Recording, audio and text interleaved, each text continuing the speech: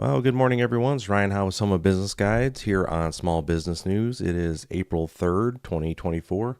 Again, I'm here every day broadcasting live, usually between 7 and 8, 8:30, something like that. Just kind of depends with the load with my business clients. I cover the news that I go through every day as I review, looking for that I then provide to my clients if I find anything pertinent for them, which every day I find something good there. So with that, again, I'm a small business coach. Stuff I want to get into today that I think you'll definitely find of note is we're going to be covering the PMI number that came out, what that means, way that you can look at that, and why as a small business you should be paying attention to that. We've got the business confidence, another survey that's been out that I thought was, again, just telling of where we're at within the economy and what that means and why it reflected in the PMI. I'll be able to show you how those two are connected. We're going to spend some time talking about jobs, the way that and what the current job market looks like. It's an interest. They've got some interesting anecdotes to be able to find, and then we're going to get into some grants and loans that are out there. And for small businesses that don't take advantage of grants and these low interest loans that are out there, you're literally walking away from kind of sort of free money. This money is out there to help you be successful, and for the businesses that take advantage of it, it's a significant portion of the revenue as they're building out their business. So, anyways, just stuff to take a look at here. Again, as a reminder, let's see. There we go. So, yep, same things here. I was updating some settings yesterday, so needed to get that for this piece here. But anyways, as a reminder, I am a small business coach. I work with businesses, help them grow their businesses here. You can find more at someofbusinessguides.com. I'm excited too because I've got my wrapping up work on my basically my course that I've had for quite some time that I've given in person. The online version of it, Essential Coaching Conversations for Leaders at All Levels, is basically done. I've got a few of the quizzes I got to take care of, but other than that, I should be able to get that out here in the next month or so. I'm excited to be able to show all of you what that's going to be like. It's my highest rated course that when I present in person. It's always in demand, and it's a course I've been teaching for like 25 years, so it's really great. So with that, let's get into this stuff here. All right, so as you can see, we got our first bit of numbers here is our manufacturing PMI. Again, that came out on April 1st at 50.3%. So things to keep in mind when it gets to your PMI, that is, again, your manufacturing, producers manufacturing index. If it's above 50, it means basically that the industrial production base is growing. If it's below 50, it means it's shrinking. And the way what that means is inventories are growing. There's, basically any backlogs are there, things of that nature where the ability to produce is being constricted if it's below. All right, and so it's always somewhere around the 50 mark.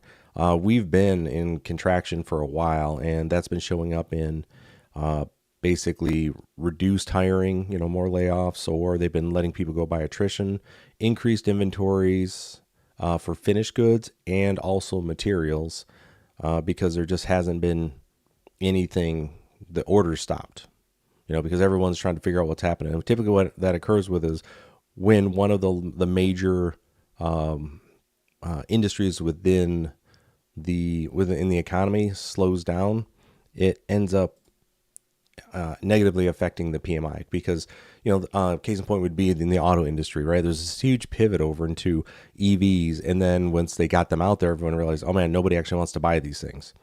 Oh crap. Which meant all of these supply chains, all of these orders that had been put into place were canceled or future orders were stopped because they're like, we don't have a market for these. So you see within the auto industry here in Michigan, we could definitely see it in places where inventories have just backed up because they're expecting at some point, yes, the spigot will get turned back on, but with auto industry where it's at, and as far as sales, there's just no appetite for them. So on all these feeder, the smaller businesses that are contracted by the larger companies to provide their parts, yeah, they haven't been hiring. They've been letting people out by attrition has been a big one. So basically, as people leave, they're just not rehiring. Cutting down shifts, all these things are happening. So So with that, let's get into this PMI for those that haven't spent any time looking at this. So, so with this, all right, new orders are growing, backlogs are contracting, which is great. I was love to see that. Production is growing, good stuff there. Employment contracting, supplier deliveries faster, raw material inventories contracting, customer inventories too low, prices increasing, exports and imports growing. So let's walk through all those things here, and we'll get out the piece here. So new orders growing, absolutely, because people have burned through their inventories, right? They weren't ordering, right? So they're going to burn through their inventory because they, you don't want to hold on to inventory if sales aren't happening. But sales have been picking up, which they should have. It's, getting into, you got the first 6 weeks in the year where pretty much everything contracts while the consumer stops spending because of weather and the holidays. They just stop. And then they start getting their income tax refunds back, and boom, they're back into buying mode again. Production is growing. I said backlog's contracting, absolutely, but the production is growing, right? Employment's contracting. Supplier deliveries are faster, right? We've had as there's more business, they can hire more. Again, they're able to have full loads when they're more full loads when they're shipping. They don't like to ship half or even 3/4 loads on trucks. So they'll typically wait till they've got a full load and then it'll go. So now that there's more orders happening, trucks are getting filled quicker so they can go out. Raw material inventories are contracting, which means the prices of commodities are going to continue to go up. And if you look at the commodities price index, for those of you in the small businesses that are doing your future orders for about 9 months out, which is happening now, you've noticed there's been a huge bump in the last few months on commodities. And that's because all of the raw material inventory, the on-hand inventory has been burned down. So now you're going to start seeing that going up. Again, customers' inventories are too low. Like I said, they weren't ordering because they thought, oh my goodness, people aren't buying. It's the usual seasonality that happens, and now it's the rush for everyone. And then prices increasing, exports and imports growing. All right, so with this, economic activity in the manufacturing sector expanded in March after contracting for 16 consecutive months. All right, so that's just huge. It's been in contraction for 16 months now, and they've now all of a sudden like, oh, we've got to bump up. My worry that I personally have on this, and we'll get into this here in a second, is that this is going to end up being like one of those head fakes coming out of anything. When you have a trend change, there's typically a head fake and then a drop back down, and then it picks up. People basically they over order, or they assume, oh, this uptick, it's going to continue to be there, when they forget that, actually this is just a momentary purchase, and people getting prepared for an uptick, and then it drops again, and then you see it jump up. So I got more thoughts on that later. So so the manufacturing PMI registered again 50.3% in March, up 2.5 percentage points from the 47.8% recorded in February. Overall economy continued in expansion for the 47th month after 1 month of contraction in April 2020. I mean, think about that. We literally only had 1 month of basically contraction, i.e. like what would be, you need a couple for it to be a recession, right? That's insane that this thing has been 4 years of straight growth except for 1 month. It's just wild. So the new orders index moved back into expansion territory at 51.4%. 2.2% percentage higher than what was in February. March reading of the production index, 54.6%, is 6% higher than February. So let's see here.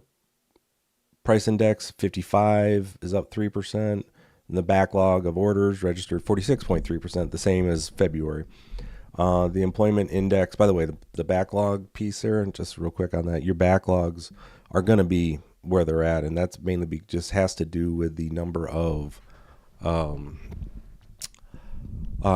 because people haven't fully expanded their production ability. They're if this is the level that you want to produce at for the market, right? Like this is where the market's at. You always want to be just below whatever the market is asking for, so that there is a backlog in case that orders drop. So that you end up meeting where you're currently at. It's one of those things where backlogs are, you want to have them in the system. If you meet production right at the market. Any sort of wiggle in this where it drops will basically ruin months of your costing. So that's why I always say, wherever the market's at, you want to staff just below it, so that way you can take care of any decreases in orders. Anyways, back to this. Supplier delivery index figure 49.9%, 2% lower than the 50.1% recorded in February. So it's inversed, by the way. This is the one that's inversed here. Reading above 50% indicates slower deliveries, which is typical as the economy improves and customer demand increases. All right, so let's see what Fiore has to say here, which is the U.S. manufacturing sector moved into expansion for the first time since September 2022. Demand was positive, output strengthened, and inputs remained accommodative. So with that, real quick, just as I was mentioning, the economy's been growing. Manufacturing hasn't. It's been definitely been a lull now for a year and a half. It's good to see it picking back up. That is when manufacturing is down, bad things happen all throughout the economy. So it's good to see it's up. So demand improvement was reflected by the new orders index back in expansion. Fewer comments regarding softening. New export orders index expanding again, supported by panelist Stronger's optimism. Okay. Backlog of orders index remaining in moderate contraction territory, same as February. Here's one. This is an important piece. Customers in inventories index contracting for the fourth consecutive month, remaining at accommodative for future production. Again, we want to see that inventory going down. Like that's, if you're a manufacturer, you want to see that thing dropping, because that's where your orders start showing up. So output measured by production and employment indexes surged. 7.7% upward impact of the PMI calculation. Panelist companies notably increased their production levels month over month. Headcount reductions continued in March with sizable layoffs. Activity reported it. Folks, AI and these AI and getting leaner is the name of the game, and you're going to continue to see that time and time again. Especially in manufacturing, they're finding ways to make it work. Inputs defined as supplier deliveries, inventories, prices, imports continue to accommodate further demand growth and showed signs of stiffening. Okay, which i.e., commodities are going up. Supplier deliveries index dropped marginally, moving into faster territory. Of the 6 biggest manufacturing industries for food, beverage, tobacco products, fabricated metal products, chemical products, and transportation equipment, which account for 54% of manufacturing gross GDP, registered growth in March. That's fantastic to see. So demand remains at the early stages of recovery. And again, by the way, there's links to more of this, the rest of this article here. Actually, there's some anecdotes I want to cover here. So in chemicals and products, so performance continues to defy projections of a downturn in activity. Demand remains strong, and the pipeline for orders is robust. Let's see, transportation. Expecting to see orders and production pick up for the second quarter. Suppliers are working on us to help drive costs down, right? Commodity prices continue to hold steady. This is food, beverage, tobacco. This is actually when I see the cocoa and the coffee prices, that's not going to be the same. Computer electronics, demand remains soft, but optimism is high that orders are just on the horizon. And that's computers and electronic products. Don't see that happening. Machinery, noticing an increase in supplier selectiveness regarding orders they quote intakes. Additionally, there's been a noticeable increase in manufacturing companies targeted for acquisition by larger entities. I have a manufacturer as one of my clients, and he and his team, they are busier than ever. And what they do is they make basically change parts for a lot of in manufacturing, which different die castings that'll go into these machines.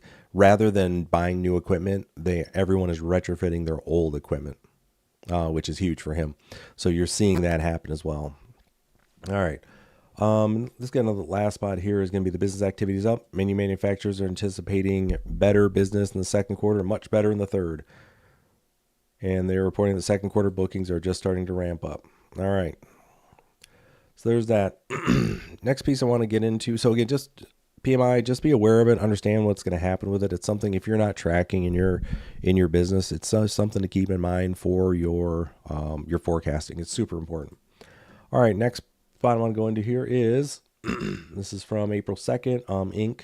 Again, small. Again, I'm always looking for these little anecdotal stories that are across the board that I always try to, use to put together a bigger picture and help solidify some of the larger trends within the economy that I'm seeing. And this is, again, just another example here. Despite stubborn inflation, small business owners are gaining confidence in the economy. Nearly 1/3 of entrepreneurs now give the U.S. economy a clean bill of health, up from 1/4 at the end of last year. And it's from Chamber of Commerce and MetLife. This is where I was saying, in the last year, everyone was broke, even though we spent a ton going into the holidays. In the first 6 weeks of this year, everyone was now saying, okay, what's this look like for our this new higher inflation area that we're in?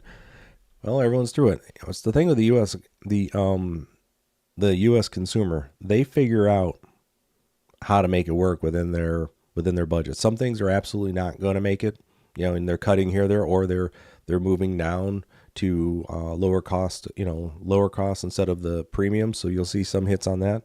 But for the most part, they're going to keep spending, folks. Despite concerns about inflation's staying power, entrepreneurs start to feel more upbeat about the economy. I'm seeing this. Confidence among small business owners improved in the first quarter of this year, according to the Small Business Index. Again, this is a little bit older survey, which pulls approximately 750 small business owners between January 26th and February 14th, rose up to 62.3 from 61.3. Now, the thing to keep in mind here, the fact it takes any increase in this is significant because, again, small business owners, you guys know this. When you're looking at your, when you guys are looking at your numbers and you're making capital decisions, you're, obviously from a smaller pool that you have, and you're not going to invest in your businesses or even think about, bringing on new folks or anything unless you can see there's going to be improvement, right? And for when you see an uptick on this is significant. So that improvement was driven in part by surge in economic sentiment, with nearly 1/3 of business owners reporting the economy is in good health, an increase of 7 percentage points from the fourth quarter of last year, and then 12 percentage points from this time last year. Again, that's significant. Everybody was doom and gloom last year. We're heading into a recession, which we kind of went through one. They fudged the numbers. Everybody knows that. But this is what it is. We got through it. And,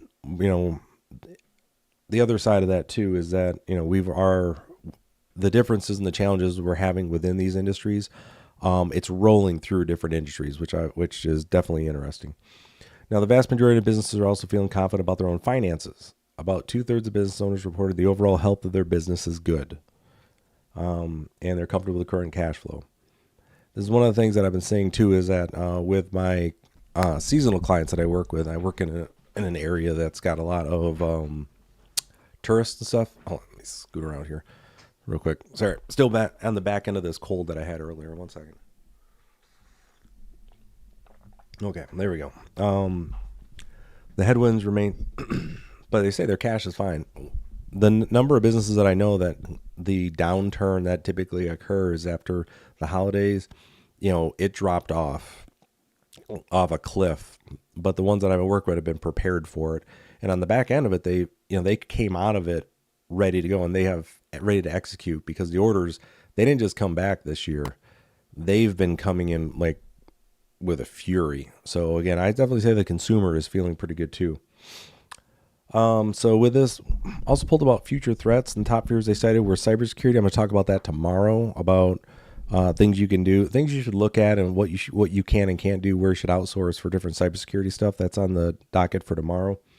Supply chain breakdowns and another pandemic. Okay, don't worry about the pandemic, folks. Nothing that's going to hit us. That's, if anything, if we have another pandemic, we already know how to operate. Like, that's the thing. There should be zero, like, we all know how to operate. We just got to put our pandemic hat back on. And it won't be the same because they're not going to lock everybody down.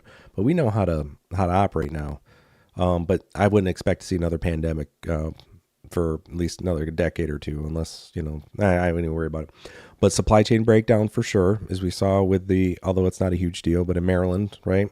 All it took was one boat hitting one bridge, and then there was a little bit of a hiccup that's happening there. I know it's more than a little bit, but it's not going to be a huge thing for the supply chain. So they're figuring it out. So that makes sense here. But cybersecurity, and we'll be talking about that tomorrow for sure. More than 1/3 of small businesses report building out. Like I said, it's still in the back end of this cold here. More than 1/3 of small businesses report building out existing supply chains in the past year. That's absolutely correct. People have learned how to operate in this. So, all right, last one here I want to get into before we start talking about the small business grants is going to be small businesses have new hiring signs up whether they need the workers or not. And this has to go back with the job openings and labor turnover survey for February. This is old, but dated, but it's out here because now they've had a chance to interview some folks off the data. It depends where, and this is the thing, for the job openings that exist, it depends on your industry. Manufacturing, when they need people, they can find them. The trades are starting to find more and more people now. The Gen Z folks that are graduating from high school, they're realizing that there's definitely work available and it's not bad, and they get paid really good money. So you can see that piece. But like here, this is what I'm seeing here. Owner of Bright Start Early Care and Preschool in Washington, D.C. 20 positions opening. Qualified candidates. That's the issue there that you're seeing. This is why I wanted to bring this up. But finding qualified candidates with degrees in early childhood education has been difficult, so she's hiring less qualified candidates so she can work them up towards getting that degree. We can have that person come in, they can sign up for the scholarship, we help them, we walk them through the process. What many of my clients are doing, what I'm recommending that they do is, stop worrying about the degree requirements if possible. If you can find a way to get basically talent in, that again, these are folks that are there to work and they're willing to put in the effort, bring them in, train them, and you are going to train them in the way that you do business. It'll be better, and also people will come in at a starting lower wage, knowing that you're going to train them. Now, one of the concerns my clients had is like, what happens if we bring them in, we train them up, they're fully certified, they're good to go, and then they leave? And my response to that has been the same for almost 15 years now. It isn't, what do you do if you train them and then leave? It's, what do you do when you bring them in and you don't train them and they stay? Right? It's not even like 2020. It's not, it's not a catch-22 there. It's, you have to train your people to do the work that you need to have. And this is one of the things I recommend. Train your folks up. Train them the way you want them to do your business. It'll work out better for you in the long run. The other side here too is that, as I mentioned here, we saw in the production piece where they're not hiring as many people in manufacturing, right? They're finding ways to make it work. That's another thing here too, is that they could hire, but right now the operations people, your supply chain folks, the procurement side of the house, your transportation, they have a mandate to go and figure out how to do this with less people, like period. They see the current, basically where the number of potential applicants and what the overall number of job seekers is out there, and they realize there's not going to be enough people. So the best run businesses right now, they have a mandate to all their different sections. Figure out how to do it with less people. And from my time in the military, we're going to find out how to do more with less. Get those efficiencies figured out. And what they're finding, there's a lot of bullshit jobs out there, folks. There's a bunch. And if I was you in operations support, any of those operations support functions, I would be, if I'm in the leadership position for those, I would be going ahead, basically trying to lean out front to figure out, okay, where can we cut staff in the operations support? Because as soon as they're done in operations, right, in logistics, in the procurement, in overall production operations, whatever it is, you're next. And they're not there yet because they're the folks that are in charge of the hiring and firing. Okay, get out in front of it, folks. I'm telling you, you're next. If you're looking for get a good bonus, be that person. And if you're a small business owner and you haven't looked at your HR, your office, your finance departments and seen where you can trim, i.e. do things better with less people, start now. There's a ton of bullshit jobs throughout those things. So, all right. On to the part here about the kind of sort of free money piece here. Let's get into this. Where, again, the number of, grants and loans that are available out there for folks. This is one thing when I talk to my clients consistently is that grants and loans are out there to help you. Take them. Spend time, figure out those grants. You should be applying for grants as often as you can. It's free money. All you have to do is just figure out the reporting for it. Once you get that part figured out, and you get good at it, you can really start turning your grant applications over. And once you start having that cash come in, end of the day, all you're trying to do is just figure out, okay, how can I get this money, or how do I have to tell them that this stuff is under? How do I have to report to them that the money how do I have to report to them how I used their money? Sorry about that. Like I said, back into this cold and I'm still there. Now, this is a bit older here, but I want to just go through. This is just one example from tech.co of these grants that are available here. And this FedEx small business grant, I wanted to bring this one up here. Again, the deadline on this one is 1 April. But this is one that's out here. It's consistent. These small grants that are there, where you just keep going after them. You'd be amazed at what's available. And let's see, here's the small business grant. And this one here, I wanted to bring up. This is from FedEx and Main Street America. It's called Backing Small Business Program. This one is due April 8th. So basically April 7th is when this one is here. I sent this out to a few of my folks here. And this is for small businesses to help under-resourced, economically vulnerable small business owners recover from COVID-19 and grow their businesses. All right, they gave out almost, they're up to $2.3 million. They give out, they're going to be almost $6 million going to be putting out here. For 500 recipients for $10,000 grants. What are they eligible? These eligibilities. And just, this is what I mean, folks. If this is going to take us a couple minutes to go through. And if you're eligible, take a look at what they have. Must be a business owner, must be 18, must be brick and mortar location, operated in an older historic Main Street, downtown, or commercial district in the U.S. It's easy enough. If you're in the downtown district or whatever in your area. Must be an independent business, not part of a franchise. Must employ 20 or less. Business entity in good standing with the state. And then must have an active business license. Okay, you meet all those, and here's what you can use it for. Accessibility upgrades, community events and programs. Fund an open mic night, public education. Use it for equipment inventory, marketing, operational strategy. Pay for business coaching. I recommend that one for you, right? Physical improvements, sustainability upgrades. Okay. Before we get into all this, that's what I'm saying. We're going to go look at a few of these here. Some of them are expired, but I want to go back into this to just understand these things are always open and you should be looking quarterly and work with your Chamber of Commerce on there to see if they can start providing, if they don't, grants that are available, for your area. And then within your industry, there's always grants that are available that you can look within your industry specific group. All right. So small business grant, National Association for Self-Employed. So if you're a member of NACE, they got growth grants out there. Quick little $4,000 that they'll be able to put into. You just got to be a member. It depends if you want to put the money towards that or not. The Minority Business Development Agency business grants for minority owned. Amber business grants for women. USDA. This one's closed, but if you're in a rural area, this one's opens up every year. This is fantastic what the way they do this here. Put the funding down directly into the rural area that they want to make sure they're supporting here. It's really great.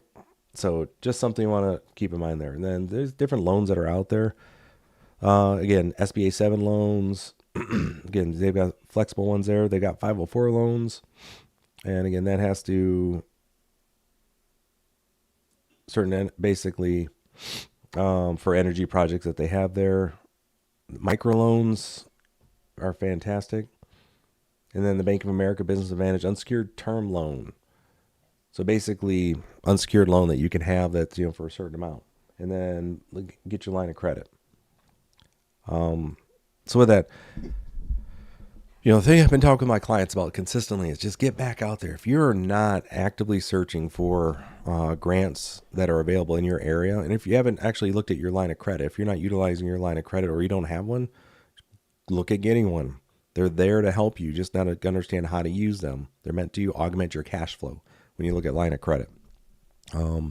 But for grants, one of the things I look at consistently with those grants is put in for them, because almost all of them allow you to cover energy, basically utility bills, inventory. If you want to pick up new equipment, that's what they're there for. So please take some time. Again, I've got links to all of these in the description. Make an effort to do that. Again, just a quick recap there. We talked about the PMI. Things are looking better in the economy. Things get better in the economy because people feel confident and they start spending, which trickles all the way up. Getting the business confidence. And then also they can hire, but they're not hiring because they're looking for efficiencies. At some point that's going to stop and they're going to open the floodgates, and then everyone's going to be hiring again. So with that, if you see talent and you're going to need to hire, I'd recommend you hire now. Just something to keep in mind, because that job market's going to tighten up pretty quick. So with that, we're going to Ryan Howe with Summit Business Guides. This has been Small Business News. I'm here every day live, usually between 7:30, 8 o'clock, and I run for anywhere around a half hour or so. Check me out at summitbusinessguides.com. Feel free to subscribe, follow, like. And I will